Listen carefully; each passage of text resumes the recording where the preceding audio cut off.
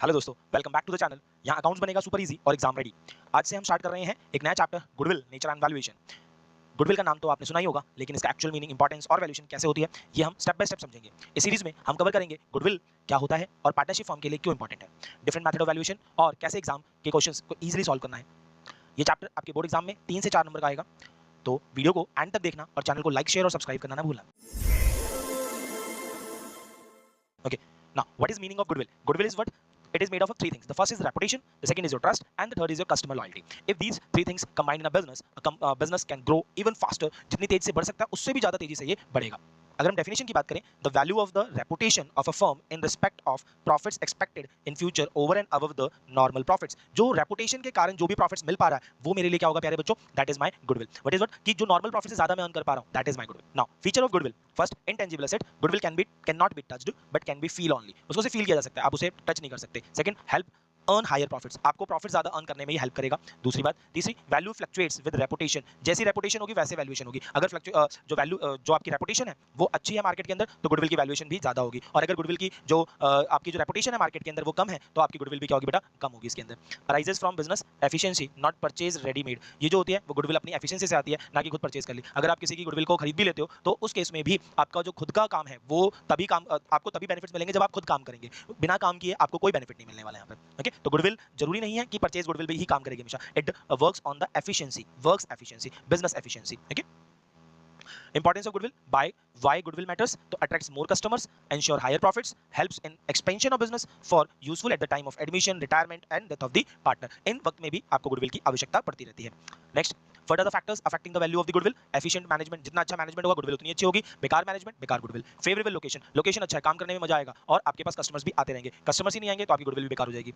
Favourable contracts, आपके पास contracts अच्छे हैं, आप के पास कॉन्ट्रैक्ट है कि भाई आप ही सामान बेच सकते हो, तो जब आप ही सामान बेच सकते हो तो वो आपके लिए फायदा होगा और आपकी गुडविल को बढ़ाएगा। ईयर्स ऑफ एस्टैब्लिश, जितना ज्यादा पुराना बिजनेस होगा उतने ही ज्यादा उसके ऊपर लोग विश्वास करते हैं। जितना नया बिजनेस होगा उसके ऊपर लोग कम विश्वास करेंगे। पेटेंट्स, जिन बिजनेस के पास पेटेंट्स होता है उनके ऊपर ज्यादा विश्वास किया जाता है, उनकी गुडविल ज्यादा होती है। एक्सेस टू सप्लाई, अगर आपके सप्लाईज जो है वो जल्दी अवेलेबल हो जाते हैं, बहुत जल्दी अवेलेबल हो जाते हैं, तो दैट मींस आपके ऊपर लोग ट्रस्ट कर सकते हैं कि भाई आपको अगर ऑर्डर दिया जाए तो सामान आपके पास टाइमली मिल जाएगा। नेक्स्ट, क्वालिटी, जो क्वालिटी ऑफ द गुड्स अगर अच्छा है तो इसका मतलब क्या होगा कि वैल्यूएशन भी अच्छी, जो गुडविल की वैल्यू होगी वो भी ज्यादा होगी। अगर क्वालिटी बेकार है तो गुडविल भी बेकार होगी। मार्केट सिचुएशन अगर आपके फेवर में है तो गुडविल बढ़िया है, मार्केट रेपुटेशन आपके फेवर में नहीं है, गुडविल बढ़िया नहीं होगी आपकी। रिस्क ऑफ द बिजनेस, अगर रिस्क कम है तो गुडविल ज्यादा, रिस्क ज्यादा है तो goodwill, risk of the business lesser the risk higher the goodwill, less risk. Nature of business, अगर आपका जो प्रोडक्ट है उसमें आपके पास सप्लाई ज्यादा है और अवेलेबल होता है एवरी टाइम, तो उस केस में आपका जो प्रॉफिट्स होगा वो भी क्या होगा? ज्यादा होगा। If profits are greater than इसका मतलब हो गया कि आपके पास जो गुडविल होगी वो भी क्या होगी? अच्छी खासी होगी आपके पास। नेक्स्ट है बेटा आपके पास पास परफॉर्मेंस, अगर आपके बिजनेस का पास परफॉर्मेंस अच्छा है, गुडविल अच्छी, पास परफॉर्मेंस बेकार है, गुडविल बेकार। अदर फैक्टर्स, जैसे अगर कस्टमर सेटिस्फाई हो गया तो आपकी गुडविल बढ़िया होगी, कस्टमर सेटिस्फाई नहीं होगा तो गुडविल भी बेकार होगी। क्या ये बात समझ में आ गई सभी को? चलिए next topic, why there is a need for valuing goodwill. तो why there is a need for valuing goodwill, first profit sharing ratio changes, second a partner is admitted, when the partner admitted उस समय हमें valuing goodwill करनी पड़ेगी। A partner retires और dies, उस समय हमें अपने बिजनेस में गुडविल की वैल्यूएशन करनी पड़ेगी। द फर्म इज सोल्ड, जब फर्म को बेचा जाए तो उस समय भी हमें गुडविल फाइंड आउट करनी पड़ेगी। टू और मोर फर्म्स अमलगामेट, जब 2 या 2 से ज्यादा फर्म अमलगामेट होती है उस समय भी हमें गुडविल को वैल्यू करने की जरूरत पड़ती है। और last, the firm is converted into a company, जब कोई फर्म जो है कंपनी में कन्वर्ट हो जाए तो उस केस में भी आपको गुडविल को वैल्यूएशन करने की जरूरत पड़ेगी। Next, there are 3 methods for valuation of goodwill. The first is average profit, the second is super profit and third is your capitalization method. Average profit method में the simplest way to value the goodwill, इसका सीधा सा मतलब है it is the simplest way to value the goodwill. Now average profit method के अंदर the most basic method of valuing goodwill based on average profits, formula क्या है? Driven and very scoring for the exam. ये थोड़ा सा आसान chapter भी है, आसान टॉपिक है, पेपर के अंदर इसके ऊपर क्वेश्चन बनता है, 3 से 4 नंबर का क्वेश्चन इसके ऊपर बन सकता है आपके एग्जाम के अंदर। दूसरा, क्या इसका फॉर्मूला है? तो अगर मैं गुडविल निकालना चाहता हूं तो goodwill is equal to average profit multiply number of years of purchase. Average profit equals to sum of past profits divided by number of years. Okay, यहां पे एवरेज प्रॉफिट का मतलब क्या था? सम ऑफ पास्ट प्रॉफिट्स, जो पिछले 3 सालों, 4 सालों या 5 सालों का जो भी प्रॉफिट्स आपको गिवन है उन प्रॉफिट्स को ऐड करना है और डिवाइड कर देना है उन्हीं नंबर ऑफ ईयर से, तो ये आपके पास एवरेज प्रॉफिट आ जाएगा। Number of years of purchase का मतलब है कि अगर आप लोगों ने किसी बिजनेस को खरीदा, उस बिजनेस को खरीदने के बाद आपको कितना समय लगेगा उतना ही पैसा अर्न करने के लिए जितना पैसा वो लोग अर्न कर रहे हैं, जितना दूसरा फर्म जो है वो अर्न कर रहा था। ओके, तो that is number of years of purchase. Now एक क्वेश्चन के बेस पे इसको समझते हैं सीधा सीधा। What is this? First question, profit for the 5 years ending 31 March were as follows. आपको ईयर 2021 में 4 लाख, 2022 में 3,98,000 का प्रॉफिट, 4,50,000 का प्रॉफिट, 4,45,000 का प्रॉफिट एंड 5 लाख दे रखा है। कह रहा है calculate goodwill of the firm on the basis of 4 year purchase of 5 years average profit. तो सर गुडविल का फॉर्मूला हमारे पास बहुत ईजी है। गुडविल क्या है? Multiply number of years of purchase. Now average profit निकालने के पहले हमें काम करना पड़ेगा, तो average profit plus 4,45,000 plus 5 lakh, सभी का सम डिवाइडेड बाय 1 2 3 4 5, तो 5 से इसको हमें डिवाइड कर देना है। तो sum will be 4 lakh plus 3,98,000 plus 4,50,000 plus 4,45,000 plus 5 lakh. It will be 21,93,000 divided by 5. If divided by 5, it comes to 4,38,600. Now 4,38,600 is my average profit. Number of years of purchase is 4, so my goodwill will be what? 4,38,600 multiply by 4. तो multiply by 4 किया हमने इसको, तो इसका answer आ जाएगा बच्चों 17,54,400. So goodwill will be in this question is 17,54,400. Clear बच्चों? बहुत आसान टॉपिक था, बहुत इजी जल्दी से तरीके से हो गया क्लियर। ओके, तो पहले हम लोगों ने सिंपल सिंपल क्या किया, जो भी हमारे पास प्रॉफिट था उन सब का सम किया और सम को डिवाइड किया 5 से और उसको मल्टीप्लाई कर दिया 4 से, तो ये आ गया गुडविल। क्लियर? चलिए सेकंड टॉपिक जो है हमारे पास कि abnormal gain and abnormal loss क्या होता है। तो अगर मैं बात करूं what is abnormal gain and abnormal loss, जो ड्यूरिंग द ईयर जो भी प्रॉफिट आपको हो रहा है और जो रेगुलर नहीं है वो आपका एबनॉर्मल गेन है। ड्यूरिंग द ईयर जो भी लॉस हुआ, जो रेगुलर लॉस नहीं हो रहा, या मतलब जो हमेशा में पता है, जिसके बारे में पता है वो लॉस नहीं है, वो और कोई लॉस है, तो उसको हम लोग कहते हैं एबनॉर्मल लॉस। जैसे अगर मान के चलो लॉस बाय फायर हो गया, loss by fire, loss by theft हो गया, लॉस्ट इन ट्रांजिट हो गया, ये सब चीजें आपके लिए क्या है बेटा, एबनॉर्मल लॉस है। वहीं पे एबनॉर्मल गेन क्या है आपके लिए, अगर आपने कोई सेल ऑफ फिक्स्ड एसेट्स किया, सेल ऑफ फिक्स्ड एसेट्स, और वहां पर आपको प्रॉफिट हो गया, तो वो प्रॉफिट आपके लिए गेन है। आपको कोई ऐसी इनकम मिली जो रेगुलर नहीं है, कोई भी इररेगुलर इनकम, वो आपके लिए एबनॉर्मल गेन हो जाएगा। कोई भी इररेगुलर लॉस आपके लिए एबनॉर्मल लॉस हो जाएगा। ये बात क्लियर है कि एबनॉर्मल गेन क्या होता है और एबनॉर्मल लॉस क्या होता है।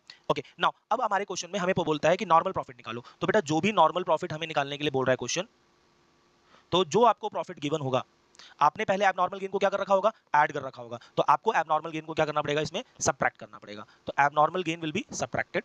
और अगर क्वेश्चन के अंदर प्रॉफिट है और एबनॉर्मल लॉस को आपने पहले क्या कर रखा होगा, एबनॉर्मल लॉस आपने पहले सबट्रैक्ट कर रखा होगा, तो उसे रेगुलर बनाने के लिए आपको क्या करना पड़ेगा, एबनॉर्मल लॉस को उसमें ऐड करना पड़ेगा। तो एबनॉर्मल लॉस इसमें ऐड हो जाएगा। सो प्रॉफिट में एबनॉर्मल लॉस को हम लोग क्या करेंगे, ऐड, और एबनॉर्मल गेन को क्या करेंगे, सबट्रैक्ट करेंगे। ये बात समझ में आ गई? चलिए आगे बढ़ते हैं फटाफट। क्वेश्चन है हमारे पास, Ramesh purchase Bharat's business with effect from 1st April 2025. It was agreed that the firm's goodwill will be valued at 2 years purchase of average normal business profit. Average normal business profit. तो यहाँ पर वो normal profit की demand कर रहा है आपसे। Of the last 3 years, profit for the last 3 years ended 31st March were 2023 का जो प्रॉफिट दे रखा है उसने हमें कितना दे रखा है, 1 lakh rupees profit year 2023, 2024, 2025. Okay, now it's 1 lakh profit, it's 1,10,000 and it is 85,000. Now after this, including abnormal gain of 10,000, abnormal gain के बारे में क्या बताया, उसे आपको सब्ट्रैक्ट करना है, तो आप उसे सब्ट्रैक्ट कर लोगे, तो minus 10,000। Next 1,10,000 after charging abnormal loss of rupees 20,000। Abnormal loss के बारे में क्या बताया अभी हमने, एबनॉर्मल लॉस को क्या करना है, ऐड करना है, तो जितना भी एबनॉर्मल लॉस है वो ऐड हो जाएगा इसके अंदर। तो ऐड कितना हो गया, ये हो गया 20,000। Okay, 85,000 including profit of 5,000 on sale of fixed assets. Sale of fixed assets के ऊपर आपको प्रॉफिट हुआ, तो वो गेन है, तो गेन को आपको क्या करना है, अगेन वही चीज, गेन आप क्या करोगे, सब्ट्रैक्ट कर दोगे बच्चों। तो गेन आपने सब्ट्रैक्ट कर दिया, तो गेन आ गया 5,000 रुपीज का। तो यहाँ पे इसको एक्चुअल जो हमारा बिजनेस का जो एवरेज प्रॉफिट आएगा, नॉर्मल प्रॉफिट आएगा, that will B normal profit. Normal profit will be here 90,000, here 1,30,000, here 80,000। Okay, अब आपको क्या करना है, इनका सम करना है, तो 0 9 3 12 and 8 20, it will be 3 lakh rupees. So this is your normal profit. Now you have to find your average normal profit. So average normal profit will be average normal profit, that is normal profit divided by 3. So normal profit is 3 lakh divided by 3, it is 1 lakh. Now goodwill will be your average normal profit into number of years of purchase. So average normal profit comes here 1 lakh and your number of years of purchase is 2 here. So goodwill will be in this question 2 lakh rupees. This is your goodwill by average profit method. Hope आपको ये question समझ में आया होगा। चलिए next question की तरफ बढ़ते हैं। नेक्स्ट क्वेश्चन है हमारे पास जिसके अंदर हमें वेटेड एवरेज प्रॉफिट का इस्तेमाल करना है। वेटेड, इसमें हम लोग पहले जैसे एवरेज प्रॉफिट निकाल के आए हैं अभी दो क्वेश्चंस में, वैसे ही एवरेज प्रॉफिट वही निकालना है, बट यहाँ पर हमें छोटा सा काम ये करना पड़ेगा, जो पहले हम लोग एवरेज प्रॉफिट निकालेंगे एक्चुअल, उस एवरेज प्रॉफिट में हम लोग क्या करेंगे, मल्टीप्लाई करेंगे वेट्स को। Average profit multiply weight will be your weighted profit. You have years, years का जो प्रॉफिट गिवन होगा आपको, जो भी प्रॉफिट गिवन है, लेट्स से जो भी प्रॉफिट गिवन है मल्टीप्लाई बाय जो भी आपका वेट गिवन है, लेट्स से 1 2 3। अब जो भी आपके पास नॉर्मल प्रॉफिट आएगा प्यारे बच्चों, नॉर्मल प्रॉफिट्स को डिवाइड करोगे तो this will be called your weighted average profit. Weighted profit now weighted average profit निकालने के लिए जो भी आपका वेटेड प्रॉफिट आया divide by sum of weights, तो वेटेड प्रॉफिट जो भी आया उसमें हम ये 6 से इसको डिवाइड कर देंगे, तो that will be my weighted average profit. और वेटेड एवरेज प्रॉफिट निकालने के बाद गुडविल निकालने का तरीका वही रहेगा, goodwill will be weighted average profit multiply number of years of purchase. तो आप जो वेटेड एवरेज प्रॉफिट आया है उसको number of years of purchase से मल्टीप्लाई कर दो, you have your goodwill. Hope concept समझ में आ गया होगा। चलिए क्वेश्चन समझते हैं। Raman and Pawan are partner sharing profits equally. They admit love into partnership for equal share. Goodwill was agreed to be valued at 2 years purchase of weighted 2 years purchase. यहाँ पे 2 years purchase है for the weighted average profit. Average profit for assigning weight is 1, 2, 3 and 4. 4 सालों का है, weights दे रखा है 1, 2, 3 and 4. Profit for years and 31st March 22, 23, 24, 25 दे रखा है हमें, 4 सालों के profits given है हमें। तो 31st March 2022 70,000, 1,55,000 लॉस एंड 144,000 का आपको प्रॉफिट दे रखा था। ओके, नाउ अब क्या दे रखा है क्वेश्चन के अंदर कि books of accounts of the firm were perused and following was noticed. Firm had profit on sale of building, abnormal gain है of 10,000 during the year ended 31st March 2022। ये कुछ भी नहीं है। नाउ 31st मार्च 2022 में we have an abnormal gain, और abnormal gain को हमें क्या करना है, पहले हमने ऐड किया था तो अब हम क्या करने वाले हैं, माइनस करने वाले हैं, और ये हमने किया 31st मार्च 2022 में। तो 31st मार्च 2022 में वी हैव 10,000 जो हम इसमें से सबट्रैक्ट कर देंगे। Okay, very good. Next,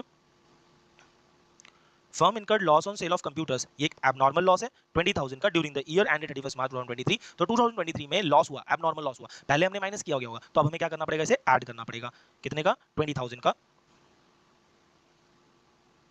next, repairs, ये एक इंपॉर्टेंट ट्रांजैक्शन है, ये वाली पेपर में बहुत बार ऐसी पूछी गई है। Repair to car was 50,000 was wrongly debited to vehicles account on 1 June 2023। Depreciation was charge on vehicle at 12% per annum on straight line method. ध्यान दो, 1 जून 2023 को हमने एक रिपेयर करवाया था, और रिपेयर हमने गलती से व्हीकल अकाउंट में डाल दिया, यानी एक कैपिटल एक्सपेंडिचर कर दिया जो एक्चुअली में था एक रेवेन्यू एक्सपेंडिचर। तो revenue expenditure profit and loss में आता है और कैपिटल एक्सपेंडिचर बैलेंस शीट में जाता है, तो वहां से पहले हमें उसे वापस लेना पड़ेगा। तो इससे हमारा, जब हम लोग उसे रेवेन्यू एक्सपेंडिचर बनाएंगे तो हमारा खर्चा क्या हो जाएगा, इंक्रीज हो जाएगा बाय 50,000, हमारा खर्च क्या हो गया, इंक्रीज हो गया। तो ये प्रॉफिट एंड लॉस के डेबिट साइड में आ जाएगा, जिससे प्रॉफिट हमारा और 50,000 से कम हो गया। क्लियर मेरी बात। अब हमने वहां पे डेप्रिसिएशन लगाया था, पहले हमने डेप्रिसिएशन लगा दिया, तो 50,000 के ऊपर जो डेप्रिसिएशन लगा है 50,000 at 12% per annum on straight line method लगाया। 1 जून 2023 को, तो अप्रैल मई 2 महीने हमने इसको यूज नहीं किया, बट 10 महीने हमने उसको उसके ऊपर डेप्रिसिएशन लगाया। तो 10 महीने का डेप्रिसिएशन 10/12 और 12% का रेट ऑफ इंटरेस्ट, 12 से 12 गया, तो बेटा यहाँ पर अमाउंट आ जाएगा ये 5,000 रुपीज 2024 में। ओके, तो 5,000 रुपीज ये क्या हो जाएंगे, ऐड हो जाएंगे यहाँ पर। ये बात समझ में आ गई, यहाँ तक कोई दिक्कत नहीं आ रही।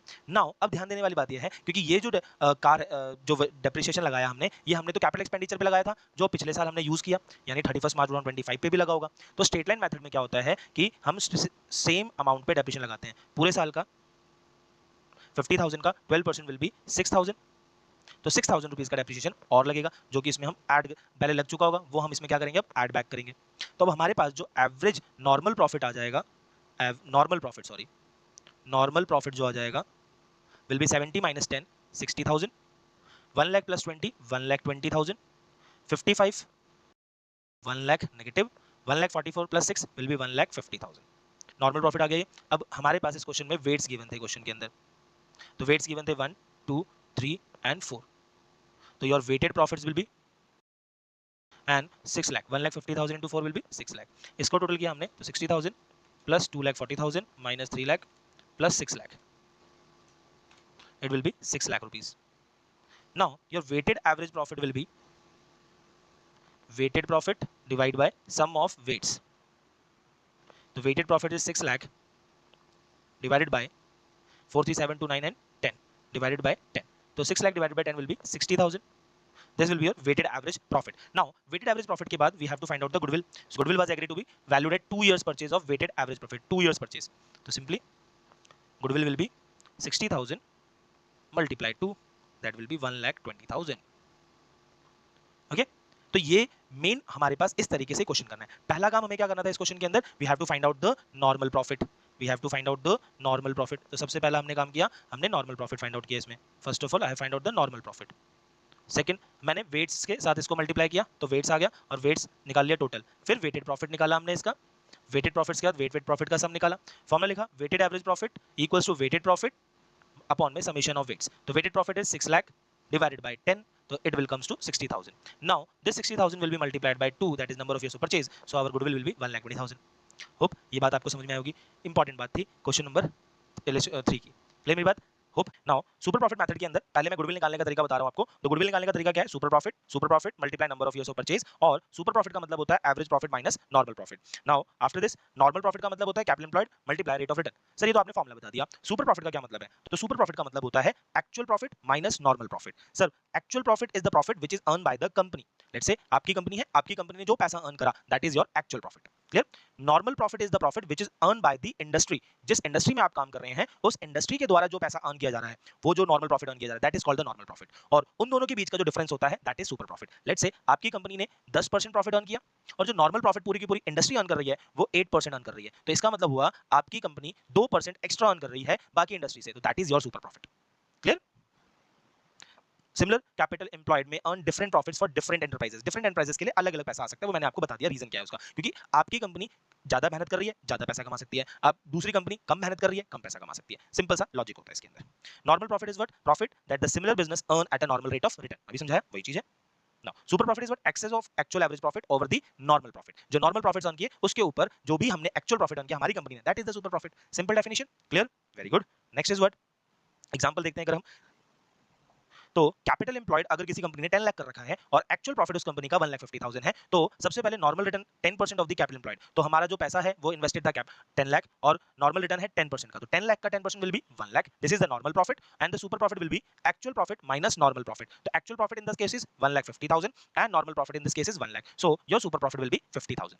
Getting my point? बहुत इजी सा एग्जांपल था ये। चलिए एक और चीज समझते हैं, कैपिटल एम्प्लॉयड का मतलब क्या है सर यहाँ पर। अब ये तो बच्चों capital employed is the amount जो capital invested in the firm of business, जो बिजनेस के अंदर पैसा इन्वेस्ट कर रखा है आपने, that is your capital. Use to determine the value of goodwill, इसको हम निकालते हैं गुडविल के लिए यूज किया जाता है। इसको दो अप्रोचेस से हम लोग करते हैं, एक होता है हमारा लायबिलिटी साइड अप्रोच और एक होता है asset side approach. Liability side approach और एक होता है हमारा asset side approach. Liability side approach के अंदर जो कैपिटल एम्प्लॉयड होता है उसका फॉर्मूला होता है partners capital plus reserve minus goodwill minus fictitious assets minus non trade investment. And for the asset side approach, the formula is all assets minus goodwill plus non-trade investment plus fictitious asset minus outside liability. You have to remember these two formulas. The first liability side approach, partners capital plus reserve minus goodwill minus fictitious asset minus non-trade investment. And for asset side approach, all assets minus goodwill bracket में plus non trade investment plus fictitious asset and minus outside liability. ये फॉर्मूले आपको पूरी अच्छी तरीके से याद होने चाहिए, देन ही आप ये वाला क्वेश्चन कर सकते हो। सर ये नॉन ट्रेड इन्वेस्टमेंट और ट्रेड इन्वेस्टमेंट क्या है? तो अगर हम बात करें ट्रेड इन्वेस्टमेंट और नॉन ट्रेड इन्वेस्टमेंट की, तो ट्रेड इन्वेस्टमेंट का मतलब होता है बेटा made in another enterprises for furtherance of own business. अपने बिजनेस को एक्सपैंड करने के लिए, अपने बिजनेस के लिए अगर कोई भी इन्वेस्टमेंट की जाती है that is known as your trade investment. But if the investment is done made to earn revenue from surplus funds not for expansion, सिर्फ पैसा कमाने के लिए अगर मैंने बिजनेस के अंदर किसी भी बिजनेस के अंदर इन्वेस्ट कर रखा है तो उसे हम लोग क्या कहते हैं? Non trade investment. क्लियर है बच्चों? जो यहाँ पर हमने फॉर्मूला देखा इसके अंदर, जो नॉन ट्रेड इन्वेस्टमेंट है ये हर केस में माइनस होगा। अगर आपका शायद वो लायबिलिटी साइड अप्रोच हो चाहे वो एसेट साइड अप्रोच हो, दोनों केसेस के अंदर आपको नॉन ट्रेड इन्वेस्टमेंट को माइनस करना है। एक क्वेश्चन देखते हैं हम लोग जो क्वेश्चन नंबर 4 है। तीन क्वेश्चन हम लोग पहले एवरेज प्रॉफिट में कर चुके हैं। From the following balance sheet extracted calculate the capital employed. We have just calculate the capital employed. So here capital will be the partners capital and reserve and surplus. There is trade investment given the question. Non-trade investment is not given. Trade investment is given, and the current assets are given. So my case, capital employed will be only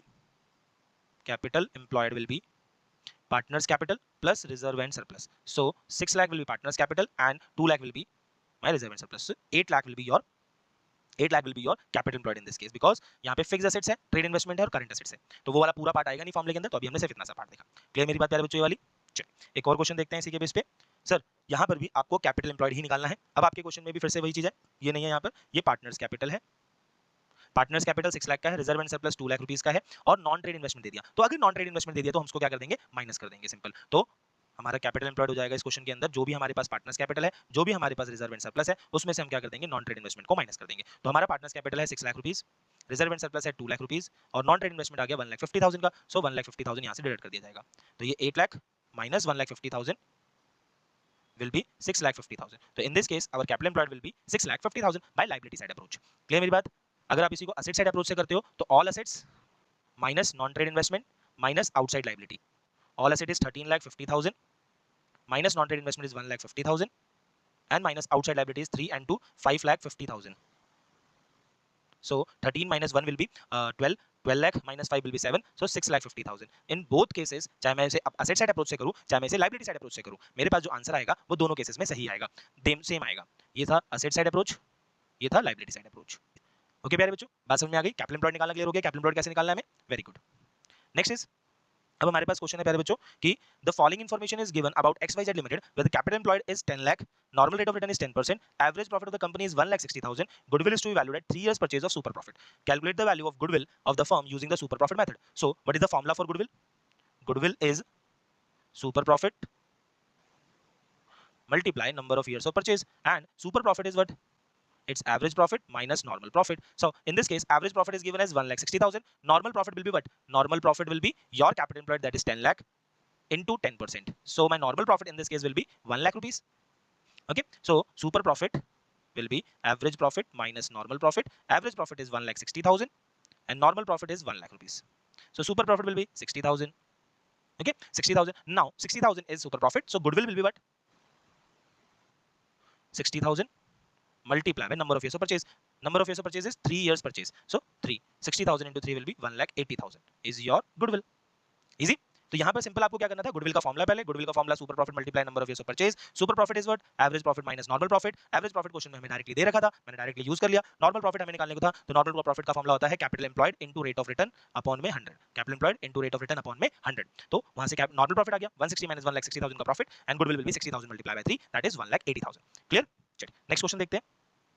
ये थोड़ा सा adjustment वाला question है। Capital employed in this question is 5 lakh, normal rate of return is 10%। So normal profit will B simple, capital employed is 5 lakh into 10%. So normal profit is directly as 50,000. Normal profit आ गया. Now we have to make average profit first. So यहाँ पे पहला 4 question पूछे गए थे, calculate the normal profit, तो हमने second वाला क्वेश्चन पहले सॉल्व कर दिया। तो नॉर्मल प्रॉफिट इस क्वेश्चन में आपके पास आया 50,000 rupees. Okay, now calculate the adjusted average profit. Profit of 2022, 23, 23, 24 has some adjustment and we have a profit of 80,000, 90,000 and 1,10,000। Profit of 2022-23 includes an abnormal gain of 10,000. Abnormal gain of 10,000. जो abnormal gain था पिछले साल आपने क्या करा होगा? Add कर दिया होगा, तो आपको उसको क्या करना पड़ेगा? सब्ट्रैक्ट करना पड़ेगा। तो abnormal gain हम यहाँ पर करेंगे सब्ट्रैक्ट 2022-2023 में से 10,000 रुपीस हमने इसमें से सब्ट्रैक्ट कर दिया। Next part is 2023-24 is after charging an abnormal loss of 5,000. पिछले साल ये जो चीज था abnormal loss आपने क्या करा होगा? माइनस किया होगा। तो इसे क्या करेंगे हम लोग? ऐड बैक करेंगे 2023-24 में से, तो हमने 5,000 इसके अंदर ऐड बैक कर लिया। नेक्स्ट क्या है? Closing stock on 31 March 2023, that is 2022-23 के लिए बात बोल रहा है, was over valued bye 20,000। Sir closing stock अगर ओवर वैल्यूड है, इसको समझो एक बार थोड़ा सा। आपके पास यहाँ पे सेल्स आती थी, यहाँ पर आपके पास ओपनिंग स्टॉक, ये मैं ट्रेडिंग अकाउंट बना रहा हूँ जो आप लोगों ने 11th क्लास में बनाया था। यहाँ पे सेल्स, यहाँ पर क्लोजिंग स्टॉक आता था, और यहाँ पे परचेजेस वगैरह और डायरेक्ट एक्सपेंसेस आते थे। ठीक है, तो इनको जब आप सॉल्व करते हो, अब क्लोजिंग स्टॉक मान के चलो 100 रुपये है, तो यहाँ से सब कुछ करोगे तो बचेगा जो बैलेंस है, फॉर एग्जाम्पल 100 रुपये ये था और 10 रुपये 100 रुपये का ये था, और इन सब का जो खर्चा था वो 40 रुपये था। तो 200 माइनस 40 करोगे तो कितना आया? 160 रुपये का ग्रॉस प्रॉफिट। अब अगर ये ओवर वैल्यूड हो जाए, 100 रुपये की जगह पर ये आपने 120 लिख दिया, तो 20 रुपये से ज्यादा आ जाएगा, यानी ये 220 आएगा, इधर भी 220 आएगा, बट इधर तो सब कुछ सही था, तो 220 माइनस 40 करोगे तो यहाँ पर कितना बैलेंस आ गया? 180। तो आपका प्रॉफिट 20 रुपीज से बढ़ के आएगा, यानी जितने रुपए से ओवर वैल्यूड है उतने रुपए से आपका प्रॉफिट भी ज्यादा है। और अगर यहीं पर ये अंडर वैल्यूड आता तो ये चीज क्या होती? उतने रुपए से आपका प्रॉफिट कम हो जाता। तो अभी ओवर वैल्यूड है, और वो 2022-23 का। तो इस साल में आपने अपने प्रॉफिट क्लोजिंग स्टॉक को दिखाया, जो इस साल का क्लोजिंग स्टॉक है, मतलब 22-23 का जो क्लोजिंग स्टॉक है, वो 23-24 का क्या होगा? Opening stock. तो इस एडजस्टमेंट के दो इफेक्ट्स हैं बच्चों, इस एडजस्टमेंट के दो इफेक्ट होते हैं। पहला इफेक्ट तो आपको 2022-23 में मिला, प्रॉफिट ज्यादा दिख रहा है, तो प्रॉफिट ज्यादा दिख रहा है तो क्या करोगे? कम करोगे। तो कम कितना करना है इस क्वेश्चन के अंदर? 20,000 हमने इसमें से कम किया, और सेम चीज अगले साल का ओपनिंग स्टॉक बढ़ के दिखेगा। अब ये अगर दिखेगा बढ़ के, तो प्रॉफिट हमारा कम आया हुआ है, तो प्रॉफिट कम है तो हमें क्या करना पड़ेगा? उसे ऐड करना पड़ेगा। तो हम यहाँ पे प्रॉफिट को क्या कर देंगे? ऐड कर देंगे यहाँ पर 20,000 रुपीज। ओके, तो ये बात समझ में आ गई मेरे ख्याल से। अगर आपको कभी भी ओवर वैल्यूड क्लोजिंग स्टॉक दे रखा है तो उसके दो इफेक्ट आएंगे, एक साथ 2 साल, क्योंकि इस साल वाले क्लोजिंग स्टॉक जो है वही अगले साल का क्या होगा? ओपनिंग स्टॉक हो जाएगा। क्लियर प्यारे बच्चों? चलिए, अब मेरा जो एक्चुअल प्रॉफिट आएगा that will B 80,000, 90 minus 30 will be 60,000, 110 plus 25 will be 1,35,000, 5 3 6 9 8 17 2,75,000 will be your total average profit, actual average adjusted profit. Average adjusted profit will be your actual profit or adjusted profit divided by 3. The actual profit is 2,75,000 divided by 3. 3 nines are 3 ones are 91,667. So 91,667 will be your actual average adjusted profit. This is the part here. So 91,667. Now third part, calculate the super profit. So super profit will be what? Average profit minus normal profit. Average profit आया 91,667 minus normal profit आया था 50,000 का, तो यहाँ से 50,000 minus कर देते हैं, तो हमारे पास आ गया 41,667 will be my super profit. 41,667. Now last is value of goodwill. Value of goodwill will be super profit multiply number of years of purchase. Super profit is 41,667 multiply number of years of purchase. In this question is given as 3 years purchase of super profit. So 3 years purchase, 3 year will be 2,141,667 multiply 3 will be 1,25,000 1, और इसको हम लोग लिख सकते हैं 1,25,000 rupees. तो भाई हमारा जो गुडविल आ जाएगा इस केस में वो आ जाएगा 1,25,000। होप आप लोगों को एडजस्टमेंट के साथ में क्वेश्चन समझ में आया होगा, है ना। क्या करा पहले हमने एवरेज प्रॉफिट निकाला, जो क्वेश्चन ने डिमांड की मैंने वो सारी चीजें निकाल के दी इसके अंदर। ओके, पहले ने adjusted average profit, normal profit, super profit and goodwill, चारों चीजें हमने निकाली। इससे ये हम लोगों का जो क्वेश्चन आता है वो अराउंड 3 मार्कर, क्योंकि इसमें 4 चीजें तो ये 4 मार्कर भी हो सकता है। ओके बच्चों, समझ में आई बात ये वाली। नेक्स्ट क्वेश्चन है हमारे पास इसके अंदर, एक और क्वेश्चन है भाई, on 1 April 2025 a firm had asset of 4 lakh including cash of 8,000, partners capital account were 2,40,000 and reserves being the rest. If the normal rate of return is 12% and goodwill of the firm is valued at 1,92,000 and 4 years purchase of super profit, find the average business profit of the firm. You have to find the average profit of the firm. Question में given है हम लोगों को goodwill is given as 1,92,000। Goodwill का formula होता है super profit multiply number of years of purchase which is 1,92,000। Super profit हम लोगों को इस क्वेश्चन में if the normal rate of return is 12% and goodwill of the firm is 1,92,000 4 years purchase of super profit, तो हम super profit यहाँ पे find out कर सकते हैं by this formula 1,92,000। Super profit will be 1,92,000 divided by 4, तो 1,92,000 divided by 4 will be 48,000 which is super profit. Okay, 48,000 will be your super profit. Now super profit के बाद सुपर प्रॉफिट का formula होता है average profit minus normal profit, which is your 48,000 here. Now in this case we have to find first capital employed. What is the capital employed? So the question has a firm had a asset of 4 lakh including cash of 8,000, partners capital is 2,40,000, reserve being the rest. If the normal rate of return is 12%, so average profit तो हमें find out करना ही है। अब capital employed find out करना पड़ेगा पहले, फिर rate of return 12% है, तो पहले हम लोग काम करेंगे इसके अंदर capital employed के लिए। तो capital employed क्या हो जाएगा यहाँ पर, 4 लाख का मेरे पास asset है including 8,000। आउटसाइड लायबिलिटी के बारे में कोई इन्फॉर्मेशन नहीं है, तो अगर हम इसको देखें तो हमारे पास टोटल असेट जो है वो 4 लाख रुपए के दे रखे, form head asset of 4 lakh रुपए, पार्टनर्स कैपिटल दे रखा है and reserve being the rest. ठीक है, तो यहाँ पे 4 लाख रुपए का आपके पास टोटल एसेट्स है। सो यहाँ पर partners capital reserve and surplus दे रखा है, तो रिजर्व बीइंग द रेस्ट, तो यहाँ पर 240 के पार्टनर्स कैपिटल और 160 रुपीस का रिजर्व। तो इस क्वेश्चन के अंदर हम लायबिलिटी साइड अप्रोच से काम कर सकते हैं, और हमारा जो यहाँ पर कैपिटल एम्प्लॉयड हो जाएगा दैट विल बी 4 लाख। तो capital employed in this question is 4 lakh because यहाँ पर और कुछ है नहीं, तो आउटसाइड लायबिलिटी है नहीं, तो हमारा पार्टनर्स कैपिटल 240 और रिजर्व इज बीइंग रेस्ट, तो टोटल एसेट्स अगर 4 लाख है तो उसमें से 160 हट गया, मतलब 240 हट गया तो 160 आ गया, तो कैपिटल एम्प्लॉयड आ जाएगा 4 लाख रुपीस का। Now average profit will minus 4 lakh का कैपिटल एम्प्लॉयड मल्टीप्लाई 12% और 48,000, तो बच्चों average profit will be 48,000 plus 4 lakh का 12% is also 48,000 which will comes to 96,000. Average profit 48,000 plus 48,000 which will brings to 96,000. Okay, समझ में आया होगा ये पूरा का पूरा क्वेश्चन। ओके, एक बार फिर से recap. First of all goodwill given था, मैंने गुडविल लिख दिया। Super profit will B number of years of purchase that is 1,92,000, so super profit will B 192 divide by 4 48,000। Super profit का फॉर्मूला होता है average profit minus normal profit which is 48,000। Average profit हमें find out करना है, normal profit का formula होता है capital employed into rate of return upon 100 equals to 48,000। Capital employed के लिए इस क्वेश्चन में हमने देखा कि we have total asset as 4 lakh and 4 lakh में से 2,40,000 और 1,60,000, तो my capital employed will be 4 lakh. 4 lakh is capital employed into 12%, तो इसको सॉल्व करा तो एवरेज प्रॉफिट के बाद हमारे पास आंसर आ जाएगा 96,000 रुपीस का। एक और क्वेश्चन, इसके अंदर we have to find the normal rate of return. So a firm had an asset of 4 lakh including cash of 8,000, partners capital account was 2,40,000 and the reserve being the rest. Same ये वही question है, तो capital employed यहां पर भी कितना हो जाएगा प्यारे बच्चों, 4 लाख जो भी हमने पीछे देखा था, सेम वही पैटर्न पे। And the average business profit of the firm is 72,000, यहां पे एवरेज प्रॉफिट दे रखा है। Goodwill of the firm is valued at 192,000 at 4 years purchase of super profit, so goodwill will be 1,92,000 which is super profit multiply 4 192,000, so super profit will be 192,000 divided by 4, so 192 divided by 4 will be 48,000. Super profit formula is average profit minus normal profit which is 48,000. Average profit is given as 72,000 minus normal profit 48,000, so normal profit will be 48,000 minus 72,000, normal profit in this case will be 24,000 minus 70 minus minus minus ऐसे cut गया। तो normal profit में अब हमें normal rate of return find out करना है, तो capital employed normal profit का फॉर्मूला क्या था, capital employed into rate of return upon में 100। Normal profit is 24,000, capital employed in this question is 4 lakh, ROR upon 100। इसको सॉल्व करते हैं तो आरओआर की वैल्यू क्या हो जाएगी हमारे पास, 24,000 मल्टीप्लाई 100 डिवाइड बाय 4 लाख। 00 से 00, 000 से 000 कट गया, 4 6, so ROR will be rate of return will be 6% in this case. Hope capitalization method is what, goodwill is valued by converting profits into capital value. It is based on average profit or super profit. There are two approaches for capitalization method. The first is called capitalization of average profit method and the second is called capitalization of super profit method. Okay, second, now what are the steps to find out the capitalisation method, तो first of all you have to find the average profit, calculate total capitalised value of business and average, जो total capitalised value form आएगा वो कैसे आएगा हमारे पास, average profit multiply 100 upon में जो भी हमारे पास रेट ऑफ रिटर्न गिवन होगा वो आ जाएगा। गुडविल का फॉर्मूला होगा capitalised value minus net asset, जो भी capitalised value of the firm होगी उसमें से हम नेट एसेट्स को माइनस कर देंगे, then we have our goodwill. Okay, और जब हम सुपर प्रॉफिट मेथड की बात करें तो वहां पर क्या होगा हमारे पास formula, find average profit first, normal profit find out करने के लिए capital employed multiply normal rate of return upon में 100, फिर सुपर प्रॉफिट फाइंड आउट करने के लिए फॉर्मूला है average profit minus normal profit, goodwill निकालने का तरीका हो गया सुपर प्रॉफिट मल्टीप्लाई 100 अपॉन में नॉर्मल रेट ऑफ रिटर्न। यानी अभी तक हम लोग क्या करते आए थे, नॉर्मल रेट ऑफ रिटर्न को मल्टीप्लाई करते थे, बट इस वाले केस में हम लोग नॉर्मल रेट ऑफ रिटर्न को डिवाइड करेंगे। Okay, easy. चलिए क्वेश्चन देखते हैं कि एवरेज प्रॉफिट है हमारे पास 1 लाख रुपीस का, कैपिटल एम्प्लॉयड है हमारे पास 6 लाख रुपीस का, एनआरआर दे रखा है 10% का। Method 1 capitalisation of average profit, अगर हमें इस क्वेश्चन को कैपिटलाइजेशन ऑफ एवरेज प्रॉफिट से सॉल्व करना है तो हम क्या कर सकते हैं, वो हम लोग यहाँ पे देख रहे हैं। तो सबसे पहले कैपिटलाइज्ड वैल्यू क्या आएगी हमारे पास, जो हमारे पास 1 लाख का एवरेज प्रॉफिट है उसको हमने क्या करा, मल्टीप्लाई किया 100 से और डिवाइड किया 10 से, तो कैपिटलाइज्ड वैल्यू ऑफ फर्म आ गई हमारे पास सीधी सीधी 10 लाख रुपीस।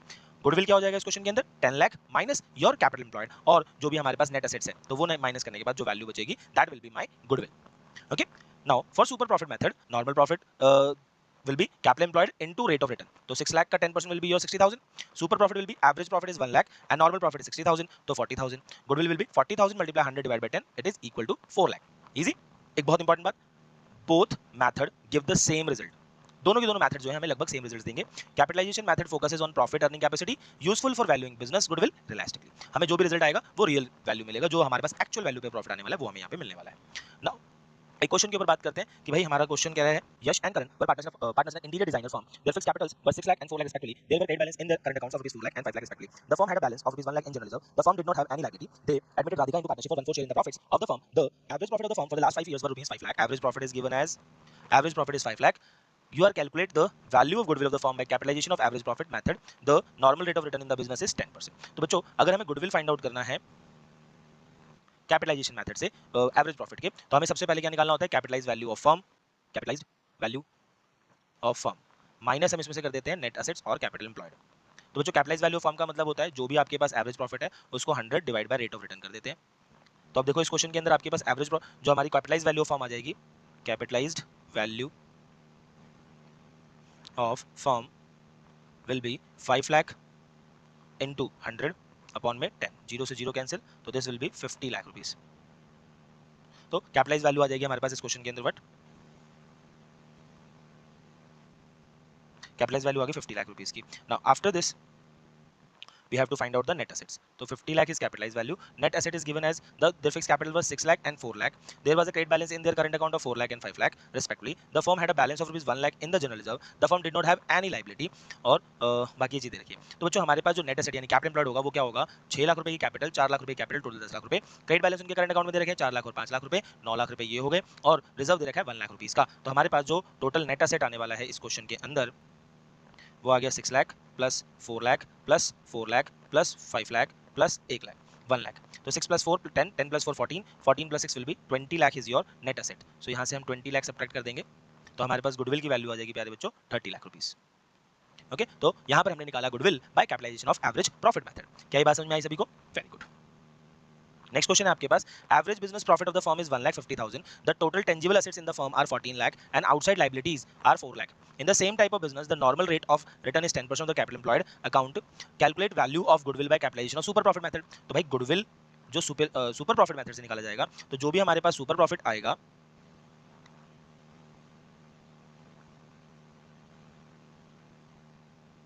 गुडविल निकालने के लिए जो सुपर प्रॉफिट हम लोग यूज करने वाले हैं, super profit multiply by number of years of purchase, और यहाँ सुपर गुडविल जो निकलेगा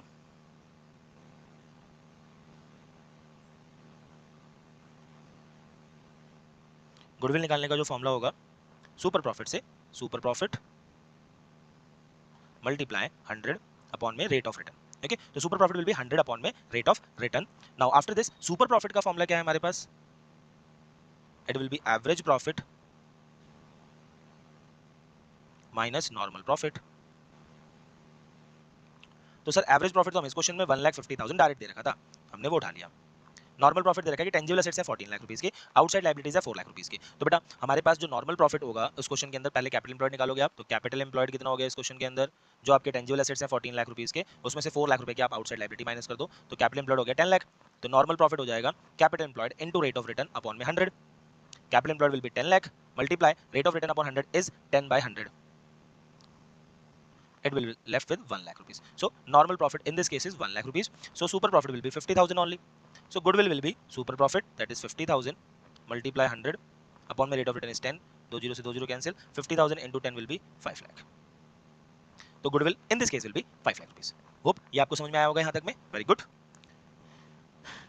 यही दो क्वेश्चंस मैं लेकर आया था कैपिटलाइजेशन में। कैपिटलाइजेशन बहुत इजी टॉपिक है हमारा, आप लोग एक बार दोबारा वीडियो देख लेंगे तो आपको क्लियर हो जाएगा। यहाँ पर हमारा जो चैप्टर 2 है वो पूरा का पूरा फिनिश होता है। Now we will start with the chapter number 3 in a very few time, और हम लोग बहुत जल्दी टाइम इसमें खत्म भी कर लेंगे इस चीज़ को। और join the journey, your support matters.